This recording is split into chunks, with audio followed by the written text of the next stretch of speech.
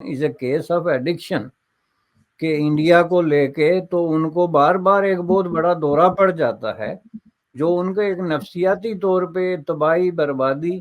اور ذہنی جو ہے دیوانگی کو ایکسپریس کرتا ہے. اور اس کا علاج میرے نزدیک جو ہے وہ یہ نہیں کہ جیسے بار بار ہم لوگ ہیں, مجھے بھی تقریباً 30 سال ہو گئے ریپیٹڈلی اس طرح کی باتیں کرتے ہوئے. کاکڑ صاحب کو آج پتا چلا کہ یہ مودی صاحب جو ہے وہ انسٹیبلٹی پیدا کر رہے ہیں. Pakistan one of the most unstable country on earth right now. وہ کہیں جا کے تو وہاں کھڑی ہوتی ہے جہاں افریقن ملک جیسے یہ امت مسلمہ کے اجلاس میں جن ملکوں کے ساتھ کاکڑ صاحب کو کھڑا کیا گیا تھا اسی کے ساتھ پاکستان کھڑا ہوتا ہے ایکچولی اسٹیبلٹی اور انسٹیبلٹی کے میجرمنٹ میں. اگر آپ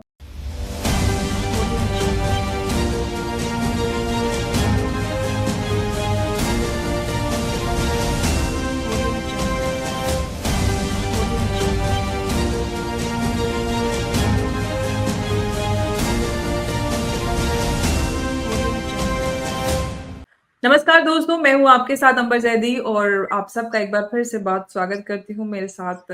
میرے بہت ہی خاص مہمان موجود ہیں اور میرے اور آپ سب کے بہت فیوریٹ بیرسٹر باشانی صاحب. بہت بہت سواگت ہے آپ کا. نمسکار سر. آپ کا شکریہ جی, تھینک یو. شکریہ سر, ایک بار پھر سے آپ ہمارے یہاں تشریف لے کر آئے ہیں. سر, دو خاص مدعے آپ کے سامنے لے کر آئی ہوں. بہت اہم مدعے ہیں, دونوں ہی پاکستان سے جڑے ہیں. ایک تو وہی ہے پرانا مدعا جو افغانستان کے جو لوگ ہیں ان کو باہر نکالنے کا کام پاکستان میں چل رہا ہے اور بڑی لمبے استر پر یہ بات چل رہی ہے. 11 لاکھ لوگوں کو پاکستان نکال رہا ہے. اسی سب کے بیچ میں جو پاکستان کے ایمبیسڈر ہیں ٹو افغانستان, انہوں نے یہ آروپ لگایا ہے کہ جو تحریک طالبان ہے اور افغان طالبان یہ ان کے کنٹرول میں ہے اور یہ ایک ہی سکے کے دو پہلو ہیں. اور جو آصف درانی ہے پاکستان کے ریپرزنٹیٹو, ان کا بھی یہ کہنا ہے کہ ہمارے لیے بڑا مشکل ہے, یہ پورا کچھ سب کچھ افغان طالبان کے کنٹرول میں ہے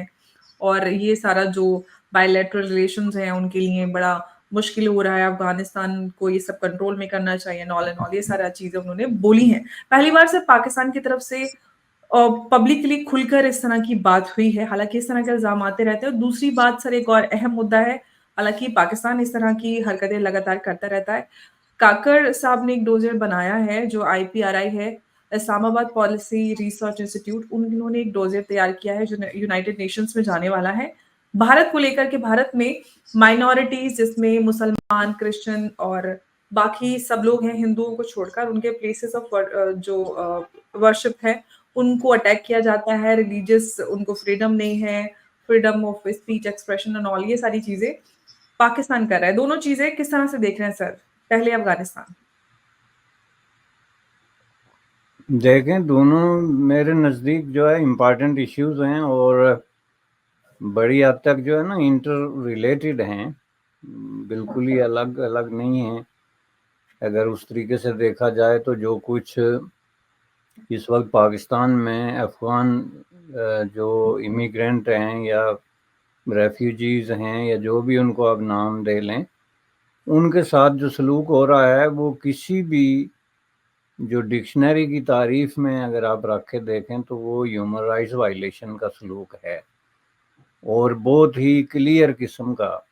ہیومن رائٹس وائلیشن ہے جس کی دنیا میں بہت کم مثالیں ملتی ہیں. اس وقت دنیا جو ہے وہ بہت سارے اس طرح کے ایک کریزی ٹائم جس کو آپ کہتے ہیں اس سے گزر رہی ہے. جنگیں ہو رہی ہیں, روس یوکرین کا مسئلہ چل رہا ہے, اسرائیل فلسطین کا مسئلہ چل رہا ہے. تو ادروائز اگر یہ ایشو جو ہے, میں سمجھتا ہوں کہ یہ اس وقت دنیا کی سب سے بڑی خبر ہوتی اور یہ سینٹر آف دی اٹینشن ہوتا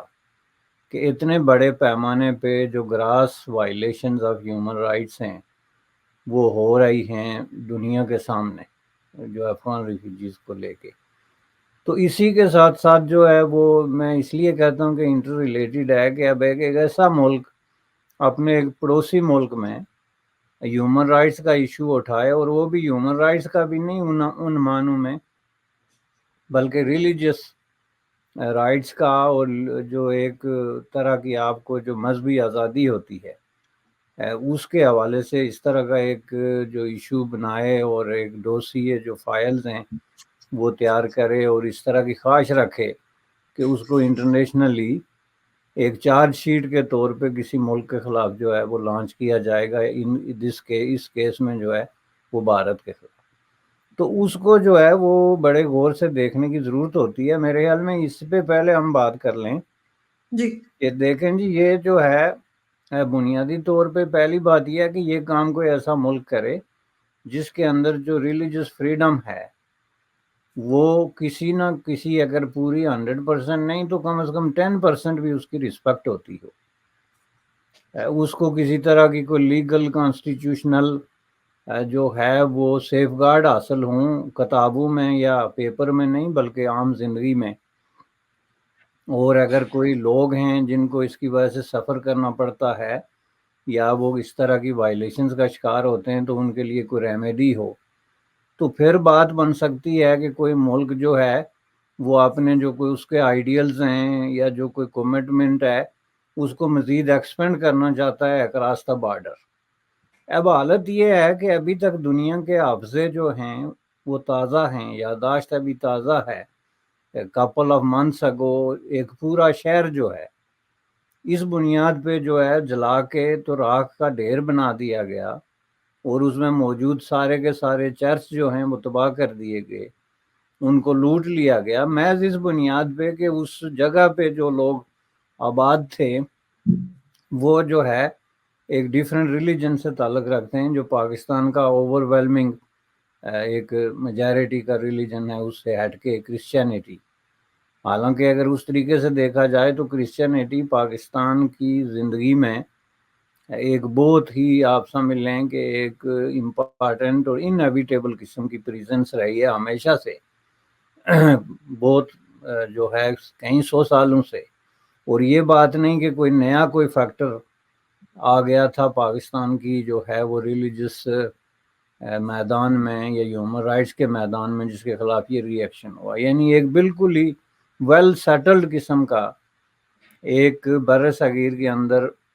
یہ جو رہا ہے ایک سلسلہ کے مختلف مذاہب ایک دوسرے کے ساتھ مل جل کے رہتے رہے۔ اس طرح کرسچینٹی وہاں پہ ایک عرصے سے ان کے اپنے چرچ ہیں، ان کی اپنی عبادات ہیں، ان کے اپنے رسم و رواج ہیں، ان کا اپنا طریقہ کار ہے،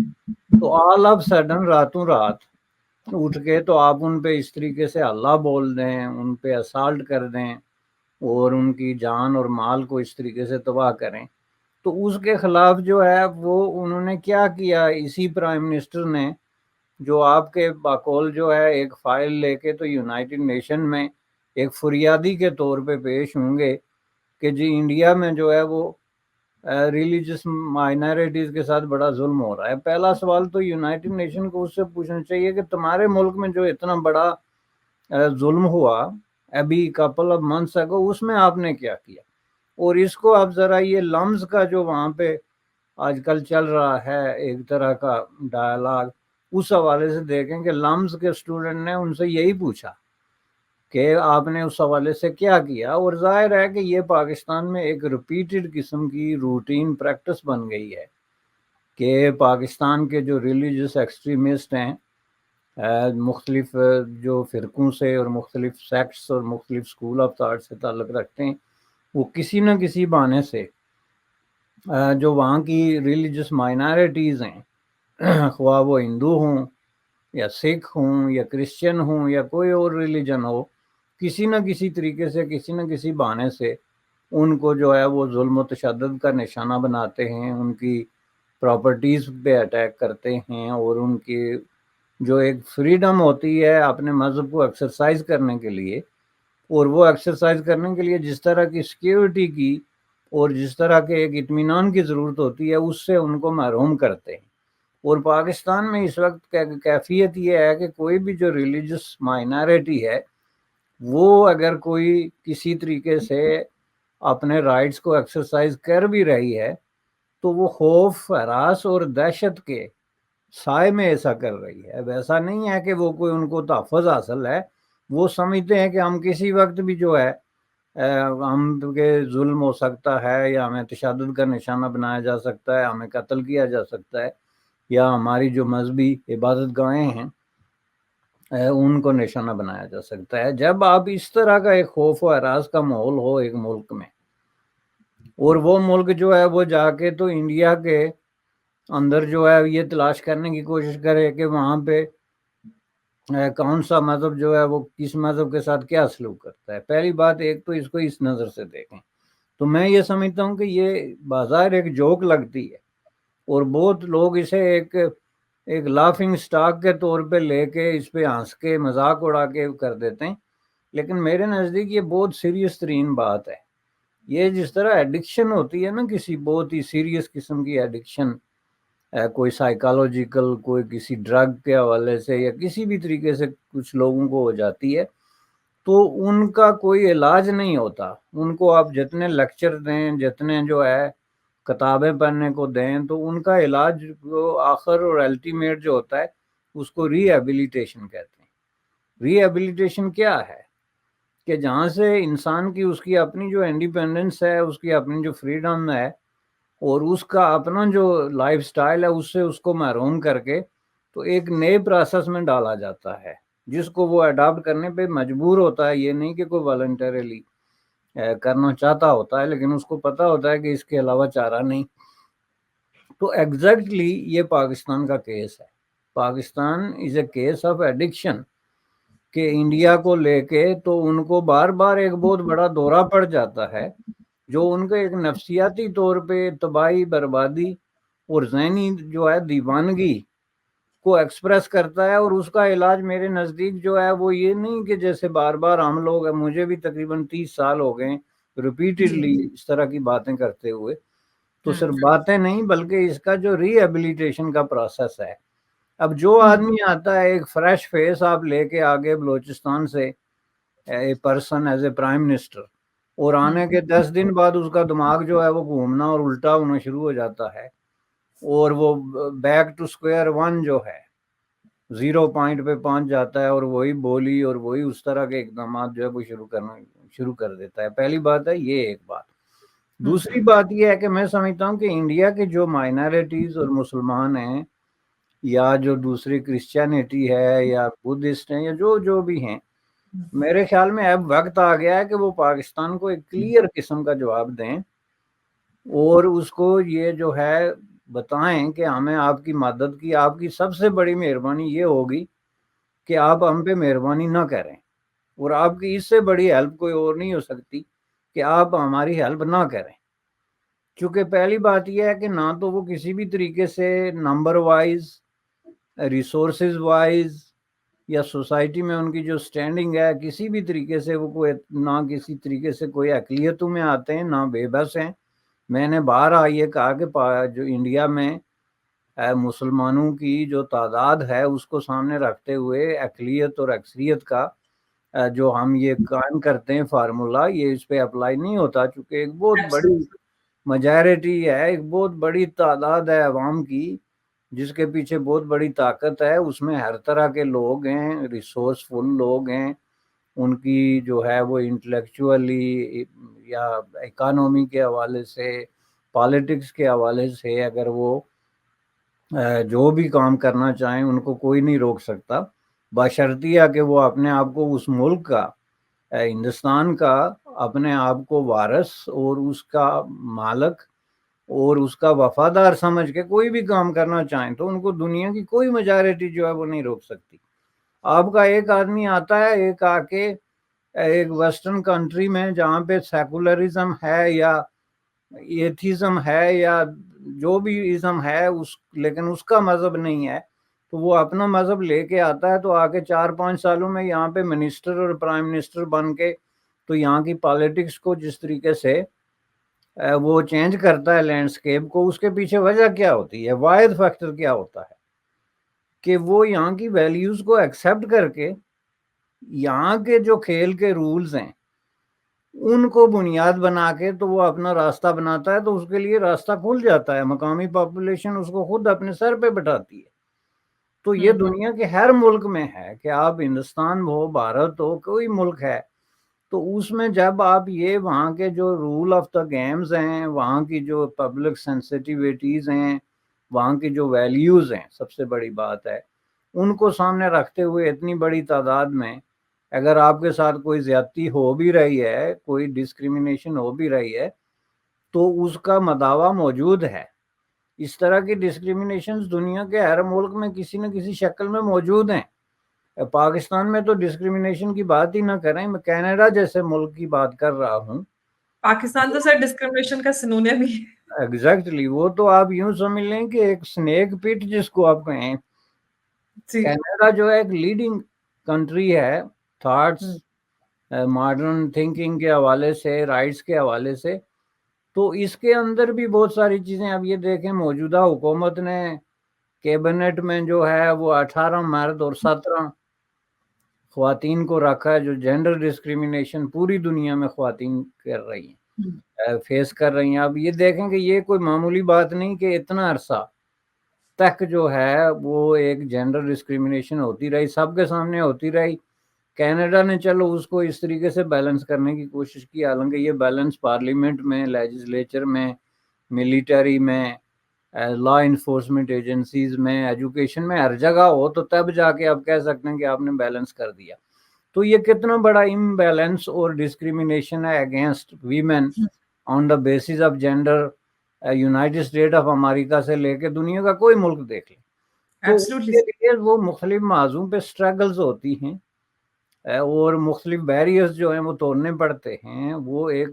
فیس ہوتا ہے۔ اور یہ ظاہر ہے کہ ڈیموکریسی کا حصہ ہے یہ۔ ہاں جی، اور ایسا نہیں ہے کہ آپ اگر ڈیموکریسی ہے تو وہاں پہ ایشوز نہیں ہو گئے، امریکہ میں بھی ایفرو امریکنز کا ایشو ہے، یہ ساری چیزیں ہیں، لیکن لوگ اپنے رائٹس کو، اپنے اوپینینز کو ڈیمونسٹریٹ کرتے ہیں، اپنی بات رکھتے ہیں،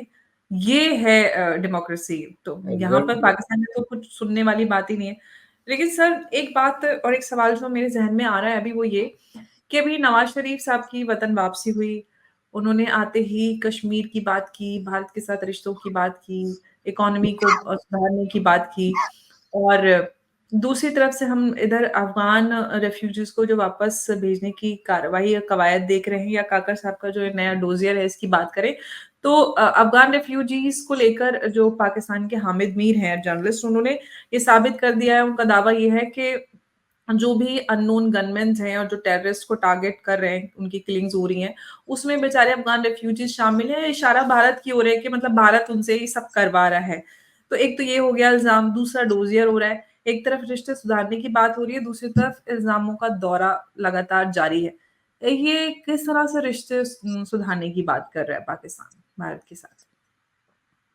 نہیں دیکھیں، یہ تو رشتے سدھارنے والی بالکل بات نہیں ہے جی۔ میں سمجھتا ہوں کہ پہلی بات یہ ہے کہ جہاں تک ان کا کسی طرح کی دہشت گردی میں انوالومنٹ کا تعلق ہے، تو پاکستان نے افغان ریفیوجی میں سے بڑی تعداد میں لوگوں کو پراکسی کے طور پہ استعمال کیا افغان حکومت کے خلاف، اور خود پاکستان کے اندر بھی ایک دوسرے کے خلاف بھی۔ یہ پختونخوا کے اندر جو ایک لمبی گیم چلتی رہی جی، کہ کبھی فلاں ضلع پہ فلاں نے قبضہ کر لیا، فلان جو ہے پارٹی اس کو کمپین نہیں کرنے دی گئی۔ مثلا 2008 کے الیکشن میں وہاں پہ دو بڑی پارٹیوں کو جو ہے جلسہ جلوس جو ہے وہ پیپلز پارٹی اور ANP کو کرنے نہیں دیا گیا، تو اس کے پیچھے یہ پراکسی تھی افغان، جن کو اس وقت یہ دہشت گرد کہتے۔ تو اس طریقے سے دیکھیں، آپ جب پراکسیز کریٹ کریں گے، ان کو دوسری حکومتوں کے خلاف استعمال کریں گے، تو آپ اگر یہ توقع رکھیں کہ وہ آپ کے ہمیشہ وفادار رہیں گے، تو یہ میں سمجھتا ہوں کہ ایک بہت بڑی جو ہے ان کی غلط فہمی ہے۔ لیکن اس کو بنیاد بنا کے تو جو لیجیٹیمیٹ رائٹس ہیں افغان عام آدمی کے، اس کے خلاف میں سمجھتا ہوں کہ یہ ایک کنسپیریسی تیار کی جا رہی ہے۔ یہ جو ابھی ایک صحافی کا آپ نے حوالہ دیا، یہ اس طرح کے لوگ سارے جو ہے نا اسٹیبلشمنٹ کے اسپوک پرسن ہیں، جو بنیادی طور پہ رائے ہموار کرتے رہتے ہیں رائے عامہ کو اسٹیبلشمنٹ کی کسی خاص لائن کے لیے۔ اب مسئلہ یہ نہیں ہے کہ یہ لوگ کوئی سارے کو بہت بڑے شریف لوگ ہیں یا سارے کو بہت بڑے دہشت گرد ہیں۔ مسئلہ یہ ہے کہ افغان ریفیوجی یا افغان امیگرینٹ یا افغان ڈسپلیسڈ پیپل ایک بہت بڑی تعداد میں پاکستان میں آئے ہیں، ان کو لایا گیا ہے، اور پاکستان افغانستان بارڈر ارینجمنٹ اور ریلیشن شپ کے مطابق ان کو کسی بھی ڈیفینیشن کے مطابق اللیگل کہا ہی نہیں جا سکتا، یہ جو بار بار یہ لفظ استعمال کیا جا رہا جی، پاکستان میڈیا تو اللیگل امیگرینٹس ہی بول رہے ہیں ان کو. یا اب کر ہی نہیں سکتے، اس لیے کہ یہ اللیگل امیگرینٹس کی ڈیفینیشن میں نہیں آتے. پہلی بات یہ ہے کہ بارڈر پہ آپ کے پاس کوئی ایسا میکانزم ہی نہیں ہے کسی کو روکنے کا. تو کوئی جو آ رہا ہے بلا روک ٹوک آپ اسے روک نہیں رہے، تو جب وہ آ چکے تو آپ کہیں گے یہ اللیگل آ گیا، تو یہ تو کوئی سینس نہیں بنتا. نمبر 1. دوسرا یہ ہے کہ پاکستان نے ان لوگوں کو انوائٹ کیا، اور انوائٹ کیا ایک اپنی مفادات کے لیے، جو کہ بارہ ہم نے ذکر کیا کہ اس میں جو ہے وہ جو اکنامک انٹرسٹ تھا پاکستان کا افغان وار کے ساتھ جڑ چکا تھا، اور ایک پوری انڈسٹری جو ہے پاکستان کی جو اس وقت کی ملیٹری اسٹیبلشمنٹ کے لیے ایک سونے کی کان ان کے ہاتھ لگ گئی تھی، جس کی وجہ سے اس وقت کی پاکستان ملیٹری کے درجنوں بلکہ سینکڑوں جنرل جو ہے وہ راتوں رات بلینر ہو گئے. وہ ایک ڈالر کا دور تھا، جس طریقے سے بوریوں بھر بھر کے تو ان کے ڈرائنگ روموں میں جو ہے وہ ڈالر پڑے ہوتے تھے، اور یہ افغان لوگوں کو جو ہے وہ غیر گنے نکال کے تو پیش کرتے تھے، چونکہ ڈالر آتے جو ہے وہ واشنگٹن سے تھے یا سعودی عربیہ سے تھے. تو یہ جو ایک انہوں نے بزنس کھولا ہوا تھا، اس کی بنیاد پہ انہوں نے ان لوگوں کو انوائٹ کیا تاکہ افغانستان سے جتنی زیادہ پاپولیشن ڈسپلیس ہو پاکستان میں آئے، تو اس سے پھر ان کو موو کرنے کے زیادہ بڑے مواقع مل جاتے ہیں، زیادہ پراکسیز آتی ہیں، اور سو کالڈ مجاہدین کا جو ہے وہ زیادہ زرخیز قسم کی ایک منڈی آپ کہہ سکتے ہیں کہ وہ ان کے ہاتھ لگی تھی. تو اس کے بعد ان کو جو انٹرنیشنل لا ہے، جو ایتھکس ہیں، اس کی روشنی میں ان کو چاہیے کہ یہ اس معاملے کو اسی طریقے سے کنکلوڈ کریں کہ یہ لوگ کن حالات میں ڈسپلیس ہو کے آئے، اور اب یہ بحث کرنے کا مقصد کیا ہے کہ ان میں سے لیگل یا اللیگل کون ہے 40 سال بعد. اب اگر آپ ان کو واپس بھیجنا چاہتے ہیں تو اس پہ کوئی نہیں کہتا کہ آپ کیوں واپس بھیجنا چاہتے ہیں. لوگوں کو اعتراض اس بات پہ ہے کہ جس طریقے سے آپ ان کو واپس بھیج رہے ہیں، اور جس طریقے سے آپ ان کو ان کا جو کیریکٹر اسیسینیشن ہے، یہ کہہ کے کہ جی یہ دہشت گرد ہیں اور اتنے فیصد دہشت گردی بڑھ گئی اور اتنے فیصد کم ہو گئی، اور پاکستان میں بلیک مارکیٹنگ اور یہ انڈر گراؤنڈ اکانومی اور یہ اسلحہ اور یہ چرس اور افیوم اور یہ سارے جتنے پاکستان میں تو یہ سب ہوتا ہی نہیں ہے نا کچھ. ایگزیکٹلی. تو یہ ان کے ذمہ لگا کے تو آپ یہ سمجھ لیں کہ آپ جو ہے وہ کوئی درست کام کر رہے ہیں، تو یہ بالکل غلط ہے، ایسی بات نہیں ہے. ان لوگوں کے رائٹس ہیں، اور ان رائٹس کو جو ہے وہ سامنے رکھتے ہوئے اس کے لیے جو پاکستان نے بلینز آف ڈالر لیے ہیں انٹرنیشنل ایجنسیز سے، یونائٹڈ نیشن سے، یونائٹڈ اسٹیٹ آف امریکہ سے، یورپ سے، وہ اسی مقصد کے لیے لیے تھے کہ ان کو ہم یہاں باعزت ایک زندگی دیں گے اور ان کی واپسی کے لیے انتظامات کریں گے. دونوں میں سے دونوں کاؤنٹ پہ جو ہے وہ پاکستان فیل ہوا ہے. ان کو نہ باعزت زندگی تو دور کی بات ہے، ان کے بچے جس طریقے سے وہاں پہ پلتے رہے، جس طرح کے حالات کا وہ شکار رہے، جس طرح کا سلمز کا کلچر وہاں پہ ڈیولپ ہوا، اور اب ان کو جاتے جاتے ان کی جائیدادیں جس طریقے سے چھینی جا رہی ہیں، ان کے رائٹس وائلیٹ کیے جا رہے ہیں، ان کی ڈگنیٹی اور ان کی خواتین اور ان کو بچوں کو جس طریقے سے جو ہے وہ ڈیل کیا جا رہا ہے، یہ ٹوٹلی غیر انسانی ہے. اور ایک ایسے ماحول میں ایک ملک اٹھ کے تو ایک ڈوسیے تیار کرنا شروع ہو جائے کہ ہم انڈیا کے خلاف کوئی ہیومن رائٹس کی سیریس چیلنج لے کے جا رہے ہیں یونائٹڈ نیشن میں، اور ایک ایسے وقت میں جب آپ دیکھیں اسرائیل پیلسٹائن کیا ہو رہا ہے، اور اس کے بالکل مسٹ میں آپ دیکھ لیں گے جو ریزولوشنز آئی ہیں، اور یہ جو ہیومن رائٹس کی ڈسکشنز ہوئی ہے اقوام متحدہ جس کو آپ کہتے ہیں یونائٹڈ نیشن، جہاں پہ جی. دوسیے جا رہا ہے، وہاں کو جانے کی جگہ ہے. آپ کسی طریقے سے بھی وہاں کسی بھی جو پازیٹیو ملک ہے کسی طریقے سے وہاں جانے کے بارے میں سوچ سکتا ہے. تو ان حالات میں پاکستان جو ہے میں سمجھتا ہوں کہ یہ ان کی جو اپنے پبلک کی کنزمپشن کے لیے اور ان کو یہ بتانے کے لیے کہ ہم جو ہے وہ ابھی تک لڑ رہے ہیں اور ہم ناگزیر ہیں، مختلف حوالوں سے، اور اسپیسیفکلی جو بھارت سینٹرک قسم کا ایک سمجھ لیں کہ ان کا نیریٹو ہے کہ تو جب کبھی بھی آپ مشکل ترین حالات کا شکار ہوں تو وہ جو نیریٹو لے کے بھارت کے خلاف جو ہے آپ ڈھول پیٹنا شروع ہو جائیں تو اس سے جو پبلک کے سینٹیمنٹ ہیں اور جو ان کی وہ ہے اس کو ابھارنے میں آپ کو مدد ملے گی۔ اب یہ دیکھیں ابھی جو ہے وہ پاکستان کے زیر انتظام کشمیر میں ایک بڑے پیمانے پہ ایک میسو ریبیلین جس کو آپ کہہ سکتے ہیں، لوگوں کی بیسک نیسیسٹیز اور جو بیسک نیڈز آف لائف ہے اس کے لیے جو لڑائی ہے اس کو بھی اب یہ دیکھ کے جب ان کو کوئی راستہ نظر نہیں آیا اس کو ٹیکل کرنے کا، اس میں ڈویژن پیدا کرنے کا، تو انہوں نے اب وہاں پہ پھر وہی کشمیر کا کیس جو ہے وہ چلانا شروع کر دیا ہے۔ وہاں پہ اجلاس ہونے شروع ہو گئے، جی وہ بھارت میں جی یہ ہو گیا، جی کشمیر میں ہم یہ کرنے والے ہیں، تاکہ لوگ جو ہے وہ اس طرف لگ جائیں۔ تو یہ ایک پرانا ٹیکٹک ہے، اور اس طرح کے دوسیے یہ 2 سال پہلے بھی ایک پیش ہوا تھا جس میں انہوں نے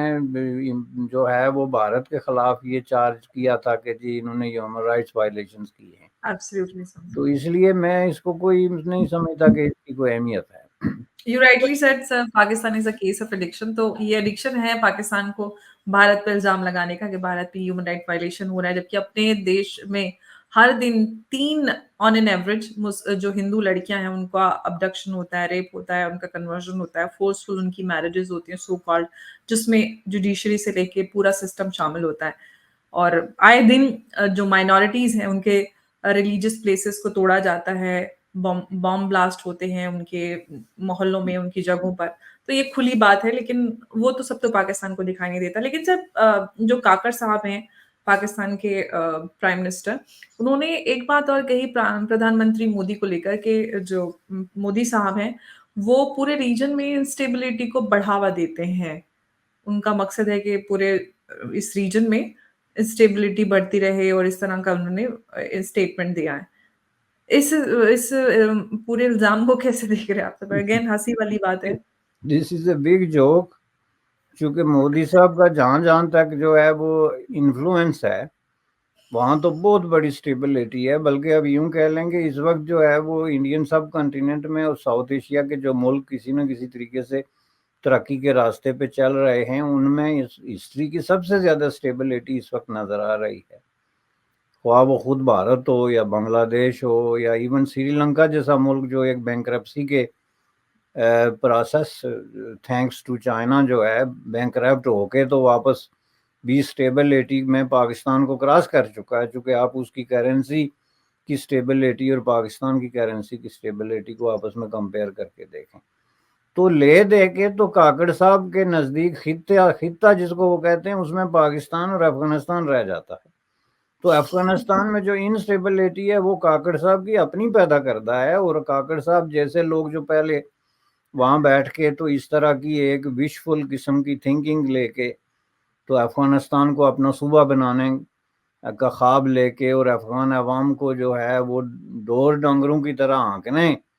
کا جو ہے وہ منصوبہ بنا رہے تھے، ان کے لیے تو افغانستان میں جو انسٹیبلٹی ہے وہ ظاہر ہے کس نے پیدا کی۔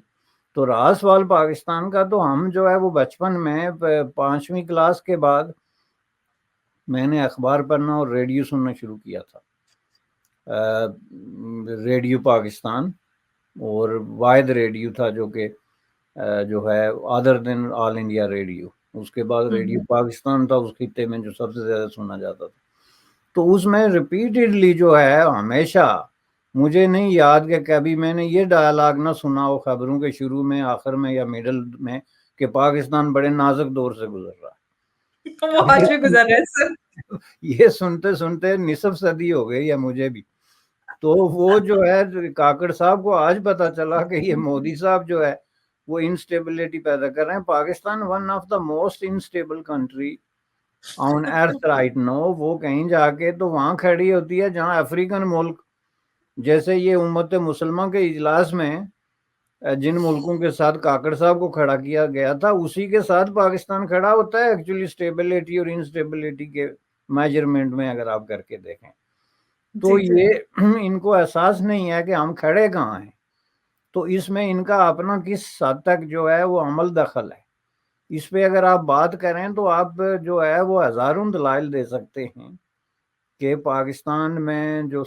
कभी भी किसी दौर में भी ये कोई स्टेबल कंट्री नहीं रही है। दरमियान में जो मार्शल लॉज लगते रहे या मिलिटरी टेक ओवर होता रहा, वो प्रिटेंड करते रहे, लोगों को दबा के जेलें भर के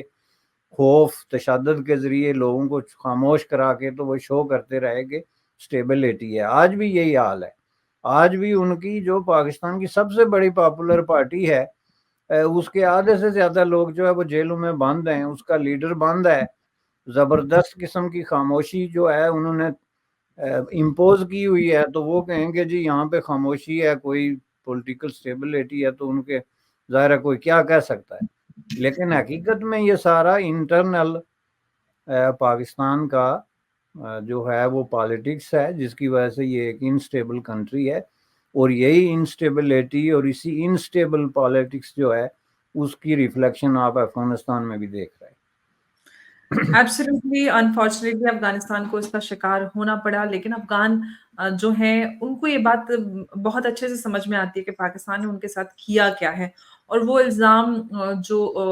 वो लगाते आए हैं अफ़गानियों पर कि जैसे कि आपने भी कहा था कि लोग इधर से उधर जो प्रॉक्सी की तरह उनको इस्तेमाल करते हैं। तो ये बात जो भी पाकिस्तान के एम्बेसडर हैं उन्होंने ये बात अभी भी लगाई कि खैबर पख्तूनख्वा से जो अफ़गानी हैं वो आ जाते हैं और ये सब करके वापस चले जाते हैं, कोई पता नहीं चलता है एंड ऑल। तो लगातार ये इल्ज़ामों का सिलसिला जारी है। पाकिस्तान का काम ही है झूठे इल्ज़ाम लगाना और इस तरह के एक नैरेटिव तैयार करना। हालाँकि उससे कुछ फ़र्क पड़ता नहीं है, लेकिन फिर भी वो एक पब्लिक कंज़म्पशन के लिए अपनी एक पब्लिक सेंटिमेंट को कहीं न कहीं डाइवर्ट करने के लिए वो इस तरह के काम करते रहते हैं। बहुत-बहुत शुक्रिया सर आप हमारे साथ चर्चा में जुड़े और आपने अहम इनपुट्स हमारे साथ साझा किए। एक बार फिर से बहुत शुक्रिया। नमस्कार जी। आपका शुक्रिया, थैंक यू।